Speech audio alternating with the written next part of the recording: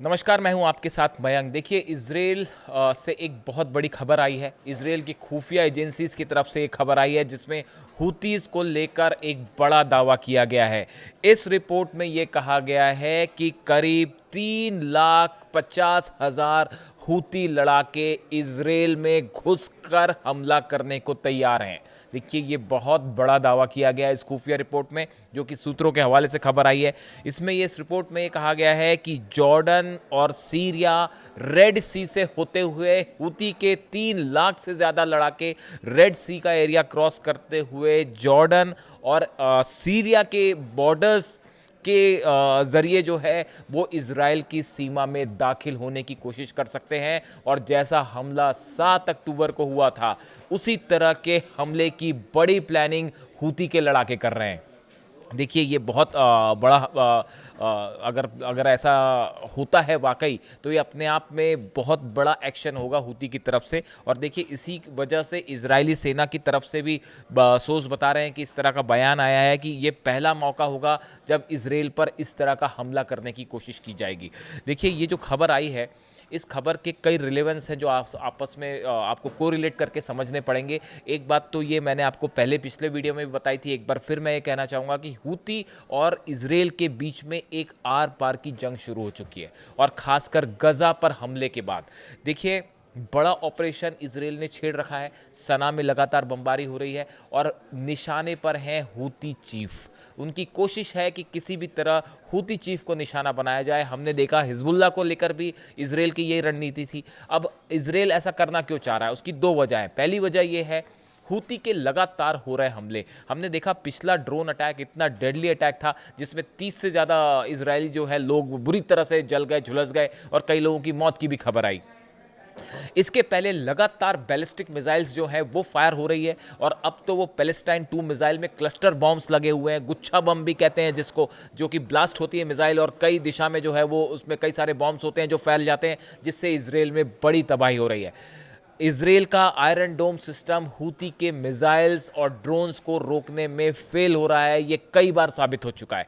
इन हालात में जो अब ये खबर आई निकल के सामने कि 3.5 लाख हूती लड़ाके जो हैं वो इजराइल में घुसकर सीधा ऑपरेशन करना चाहते हैं, आर पार की जंग करना चाहते हैं।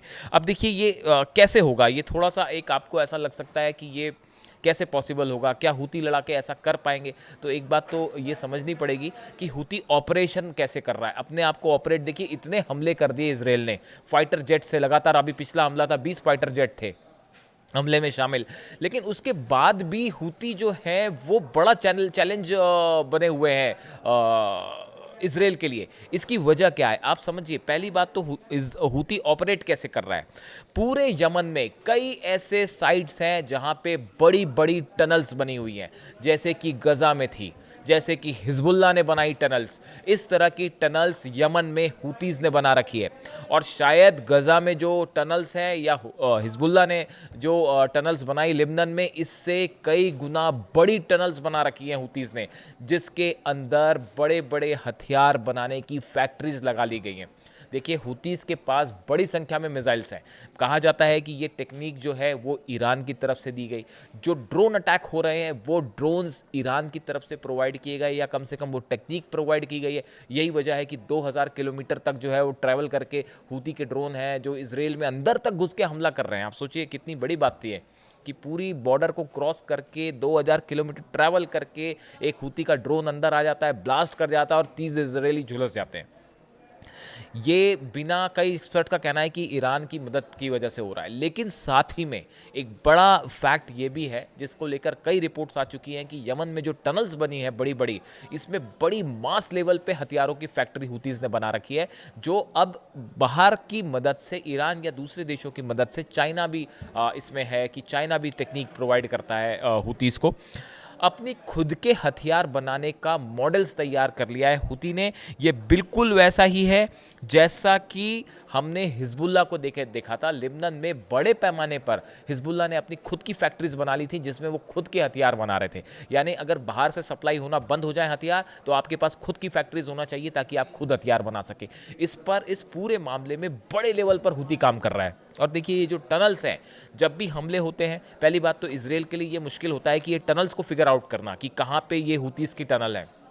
दूसरी बड़ी चीज़, ये जो लड़ाके हैं हुती के, ये कभी एकजुट नहीं होते, एक जगह पे बड़ी संख्या में नहीं होते, ये बड़े स्कैटर्ड होते हैं, फैले हुए होते हैं, ताकि एक जगह हमला हो, 2 जगह हमला हो, 20 जगह हमला हो, कितनी जगह आप हमला करेंगे और उसमें कितने लोगों को आप मारेंगे। तो ऐसी सिचुएशन में आप लीडरशिप को तो ख़त्म कर सकते हो। आप अगर आपके पास खुफिया इन्फॉर्मेशन है, अगर मोसाद के पास खुफिया इन्फॉर्मेशन है, उसके बाद पे आप हमला करते हैं, तो आप बड़ी लीडरशिप को ख़त्म कर सकते हो। लेकिन बड़े पैमाने पे जो लड़ाके हैं उनको निशाना बनाना, खासकर एयर स्ट्राइक में, ये बड़ा मुश्किल काम होता है। तो देखिए, ये जो बड़ी सारी टनल्स हैं जिसमें अंडरग्राउंड फैक्ट्री है, इसमें हथियार लगातार बन रहे हैं, मॉडल्स बड़े सारे जो टेक्निक है वो ईरान की तरफ से मिली है। अब सबसे बड़ी बात यह है कि हुती की तरफ से ये अनाउंस कर दिया गया है साफ कि जब तक गजा में ऑपरेशन जारी रहेगा तब तक हम हमले करते रहेंगे। बात नंबर 1। बात नंबर 2, हुती गवर्नमेंट की अगर बात की जाए, जो रेबेलियंस हैं, इनकी जो सरकार है, हम यमन की गवर्नमेंट की बात नहीं कर रहे हैं, वहाँ 2 स्थितियाँ हैं, हम हुतीज़ की गवर्नमेंट की बात कर रहे हैं। इनका ये एकमात्र सरकार ऐसी है जिसने, हुतीज़ ने ये डिक्लेयर कर रखा है साहब कि इजराइल को टारगेट करना हमारा सिद्धांत है, हमारा प्रिंसिपल है, हमारी गवर्नमेंट का प्रिंसिपल है। यानी कि उन्होंने इजराइल के खिलाफ साफ जंग का ऐलान कर रखा है कि उन पर हमला करना, जब तक वो गजा पे हमला करेंगे हम हमला करते रहेंगे। ये प्रिंसिपल ही बना लिया उन्होंने, अपनी गवर्नमेंट का एक सिद्धांत बना लिया है। सऊदी अरब से भी हुती ने अपील करी थी, कई इस्लामिक कंट्रीज से अपील की थी कि अगर आप वाकई फ़िलिस्तीन की चिंता करते हैं और गज़ा को बचाना चाहते हैं तो आपको मिलकर अभी इजराइल के खिलाफ एक्शन लेना होगा।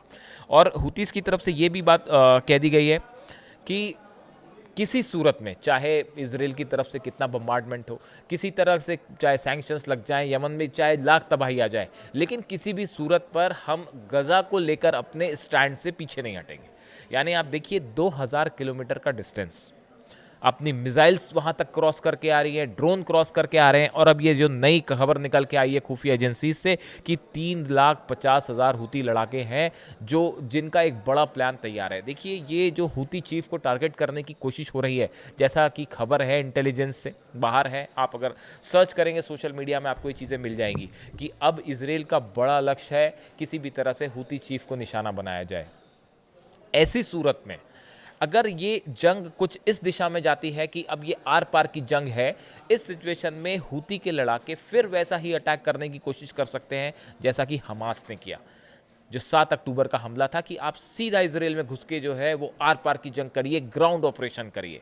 अब इसके लिए ये मोबिलाइज करना आसान नहीं होगा। 3 लाख से ज़्यादा लड़ाके अगर हुती के सीरिया तक पहुंचाए जाएं, यानी अगर आप देखिए इजराइल की तरफ से हुती चीफ को अगर टारगेट करने की कोशिश होती है तो एक बड़ा हमला हुती की तरफ से हो सकता है। और बड़ा सवाल ये है, सवाल ये है कि ये जॉर्डन और सीरिया तक रेड सी से होते हुए क्या 3 लाख से ज़्यादा लड़ाके जो हैं वो इजराइल की तरफ कूच कर सकते हैं। पहली बात तो रेड सी में बड़ा दबदबा है हुतीस का, ये हमने देखा, लगातार शिप्स को निशाना बनाते हैं। अगर ऐसा होता है तो इनसे जंग करना एक बड़ी समस्या का कारण बन जाएगा इजराइल के लिए। और इजराइल के लिए हुती लड़ाके अगर बड़ी संख्या में घुसने की कोशिश करते हैं इजराइल में, तो ये एक बड़ी चुनौती होगी आईडीएफ के लिए, इजराइल की डिफेंस फोर्सेस की। इससे जुड़ी जो भी जानकारी होगी हम आप तक पहुंचाएंगे। Thank you so much.